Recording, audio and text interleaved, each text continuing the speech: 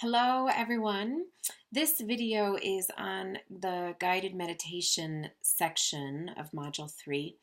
And we're not going to be having a class this week, but I wanted you to go forward with guided meditation as an assignment. So I'm going to say some things as if we were having our live class. So this is the same material. I would talk about what we're missing this week is the check-in about the Ho'oponopono prayer, but we'll check in the following class around both of them, the Ho'oponopono prayer and also how you're doing with the guided meditations. So here is what I would love to support you with. When you get into the module, you're going to see on the online classroom, you're going to see a description of guided meditation and also how to facilitate guided meditation. There's a couple videos and there's audio, and then there's an assignment to do a trade with, I would love for you to do it with people in the class if you can. I think that really helps us, have feedback on both ends. Now, in terms of guided meditation is different than energy clearing, in that when we're offering an energy clearing to someone, we might tell them what we're seeing or sensing. We might get a sense of that and then guide them through a process. Maybe there's a dialogue, or maybe there's there's a bit more interactive back and forth between yourself and the individual. Guided meditation requires that we go into our back channel in our body. We close our eyes and tune in and receive grace in through the back channel of the body. And we are engaging the empathic nature of our system. So we are engaging this lower chakras, the felt sense, and we're also engaging the back of the heart and the back of the throat. So the back body connection is very important with guided meditation. And I think if you naturally guide, you might not always think of that's what's happening in your body, but ultimately that's what happens is the back channels animate and they turn on when we close our eyes and we go into that space of flow, of listening. It's of deeply listening. It might be listening divinely, or it might be listening from what's coming through you, from the heart or the lower body. It also may be the process of sensing and feeling what's needed in the individual. So let's say somebody comes up to you and says, I can't make this decision. I have this going on and this going on and this going on, and I really would love for your feedback and you telling me how I can help make this decision. And you, as a healer, rather than responding to what they're needing, like what they're requesting of you, might want to start by saying, okay, let's start with a grounding guided meditation just to help you get into your body. Because you're up here and needing and in a lot of panic and anxiety about this decision or what needs to be made. And it is a kind of a big decision, and I get that, but let's help you come into your body so we can get a clearer sense of what you're really needing on that deeper level. Many times people who when they get grounded into themselves, they actually can make the decision within themselves for themselves. They don't necessarily need an intuitive reflection on that. So sometimes as a healer, it's our work to just see what they're needing beneath what they're asking. And sometimes their ask meets their need, and you'll know from your client or from your, the person you're working with, your partner, if that feels aligned or if it feels like, wow, they're asking this, but I'm feeling they need this. Sometimes it's our work to be intuned into that so that we can help them meet their deeper need. Sometimes out of that, they end up saying, well, I didn't know that's what I needed, but it was ultimately what I needed was to ground or was to connect to my heart or whatever it may be. So the process of guided meditation is that we are tuned into, we're grounded in our bodies, we're tuned into the lower half of our body that gives us a felt sense of what might be going on. Now, if you're group facilitating, that comes in handy in terms of feeling the temperature of the room. You know, is everybody a little bit tired today or down today? Or is there so much energy? People are just bubbling in a lot of joy. You know, it gives us a felt sense of what might be going on when we can tune in through our empathic nature in our lower body. Then when we lean back into the flow, into the divine flow, and you allow it to come down into your heart, to the heart level, the delivery of guided meditation comes through the heart.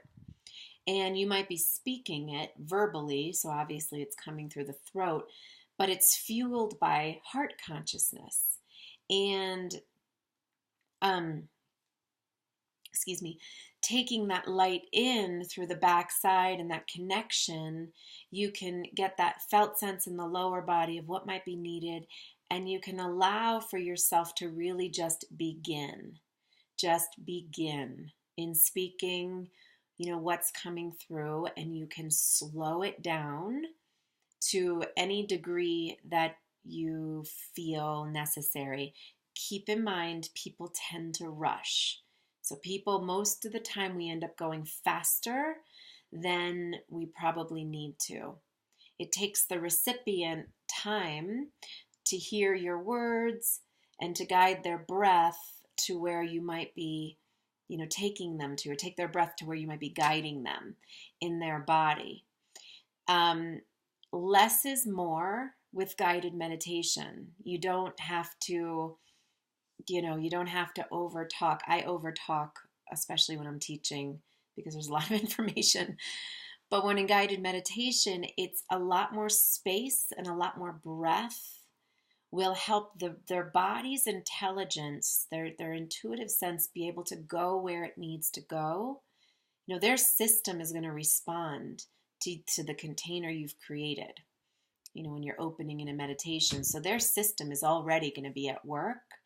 And when you hold space and just let them breathe, their body's going to start doing different things. And you might know that being on the recipient end of guided meditation. So just lean back, you know, you're grounded in your low body, you're receiving, just let it flow through you. And the types of guided meditations, there's some listed in your manual. And it could be very gentle, like a chakra clearing, like we've been doing in our openings. It can also be just simply a grounding practice. It could be guiding breath, just guiding someone to breathe into where they feel in their body, just getting them to breathe. Sometimes somebody, comes in and their breath is caught, shallow breath. It's caught in their chest, and just being able to guide someone into expanding breath in their body is a powerful guided meditation. There's also other suggestions. Now, the assignment's asking for you to facilitate some guided meditations, and there are the suggestions there. Now, you can do that with an individual, and eventually you can do that with a group, and I might extend that. Not that I might, I will definitely extend that more in the live training when we come together live. For now, if you're just learning how to do it and you're figuring it out, just choose someone in the group to work with so you can give each other feedback. And then the other is that, in the difference between clearing work, like when I,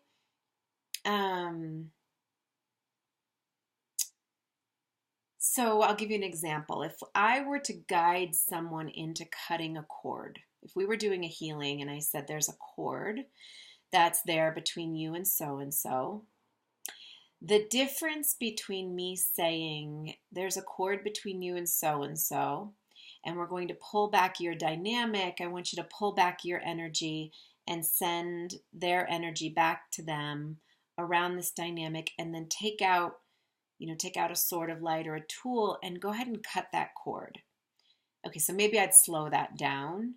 But the difference between me telling somebody on an energetic or guiding someone on how to do an exercise is that there's a difference between that and guiding them through the experience. Now, remember, guiding includes the empathic sense in the body. So I'm going to be with you in this experience. I'm going to invite you to close your eyes. I'm going to invite you to see that there's this dynamic, this cord between you and this other person. And all the ways that you've projected or you have lost your power to, or you gave your energy because that's all you knew how to do at the moment, at the time, pull that back. And then very gently, you're going to take that back in and we're going to let go of any way, that person, you've been caretaking their energy, you've been holding in their body, you're sending it back to them with blessings. I'm going faster than I would in a healing session. Create more breath here. So, and then go ahead and take out a light, let a sword of light or a scissors or whatever tool of choice, and go ahead and cut that cord when you're ready. So my point in this is that guiding someone through the spirit experience is taking them through the steps of consciousness in the process. If it's through the body, you're guiding them through the consciousness of their body, which means you as the facilitator are right there with them. As you're guiding them and saying, take a deep breath into your root chakra and you're observing their root chakra, you're also feeling your own. Your consciousness is in your own presence in your body. You go into your own body. As you guide from there, you're guiding the other person. You're speaking from that place. That way, the vibratory experience between that chakra and their chakra are communicating. You're sending that signal, that message, and they're able to get that felt sense in their body.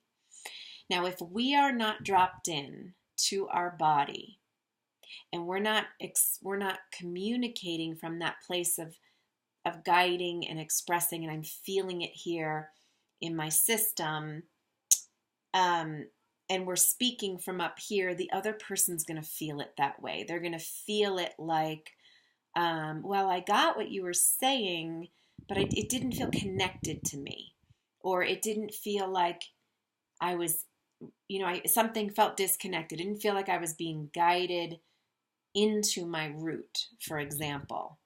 So it teaches us as the healers to be able to know what it feels like to deeply be in our body as we are facilitating and guiding the experience. Now, the other part of guided meditation is that, and this is true with reading, and we'll talk about this in the live training also, but when we're reading energy, there's a sense of presence in the low body, but protection also. So we are not merging our energy with the other person. We are having a felt sense of what might be going on. And we're also holding our presence in that area. So we're not absorbing the person or the group's energy in to read it.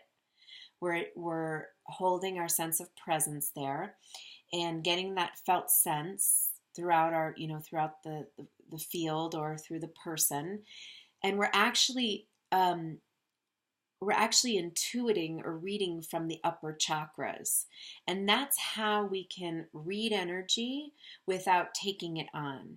Is if we hold power in the low body and are able to observe, survey, be curious about what's going on in the energy field.